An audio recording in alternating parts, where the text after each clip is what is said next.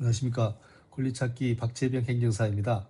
오늘은 영천시에서 LH가 시행하는 마을정비형 공공임대주택 사업과 관련해 이미 감정평가는 끝났는데 예산 문제 등을 이유로 협의보상금 통지가 지연되고 있는 상황에 대해 말씀드리겠습니다. 최근 6개월 동안 언론과 지자체 자료를 보면 이 사업은 주거 환경이 열악한 기존 마을을 정비하면서 공공임대주택을 공급하는 취지로 추진되고 있습니다. 사업 자체의 취지는 좋지만 문제는 보상 절차가 지연될 때 그 부담을 토지 소유자가 고스란히 떠안게 된다는 점입니다. 먼저 한 가지 분명히 짚고 가겠습니다. 토지보상은 토지보상법에 따라 감정평가, 협의보상 통지, 계약, 보상금 지급 이 순서로 진행됩니다. 감정평가까지 끝났다는 것은 보상 절차가 상당 부분 진행됐다는 의미입니다. 그런데도 예산이 아직 확정되지 않았다, 내부 사정이 있다는 이유로 협의보상 통지가 미뤄지고 있다면 토지 소유자 입장에서는 충분히 문제를 제기할 수 있습니다. 그렇다면 이럴 때 토지 소유자는 무엇을 해야 할까요? 첫 번째입니다. 지연 사유를 반드시 공식적으로 확인해야 합니다. 전화 통화만으로는 부족합니다. LH 또는 사업 시행자에게 감정평가 완료일, 협의보상 통지 예정 시기, 지연 사유를 민원서나 민원 답변 형태로 남겨두셔야 합니다. 이 기록은 나중에 행정심판이나 감사, 법적 대응 시 매우 중요한 자료가 됩니다.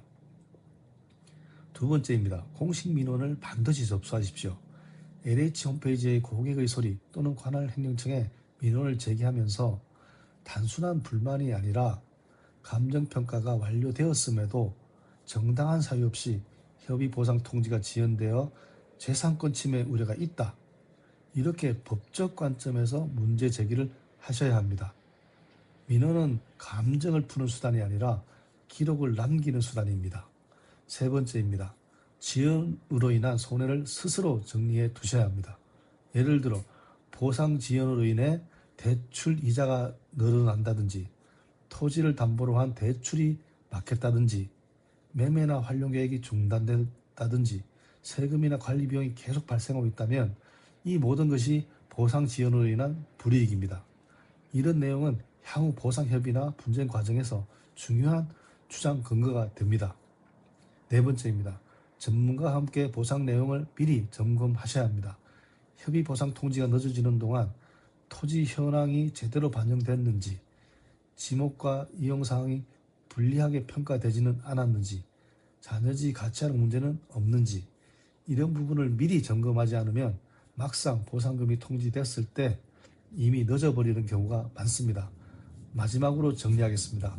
감정평가가 끝났는데 협의 보상이 지연되고 있다면 기다리면 되겠지 라고 생각하시면 안 됩니다. 지연 사유를 공식적으로 확인하고 민원을 통해 기록을 남기고 손해 내용을 스스로 정리하고 전문가 자문을 통해 보상 내용을 점검하는 것이, 이 네 가지가 정당한 보상을 받기 위한 최소한의 대응입니다.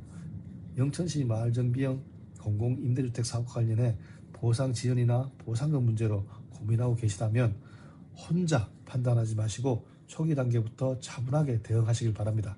지금까지 권리찾기 박재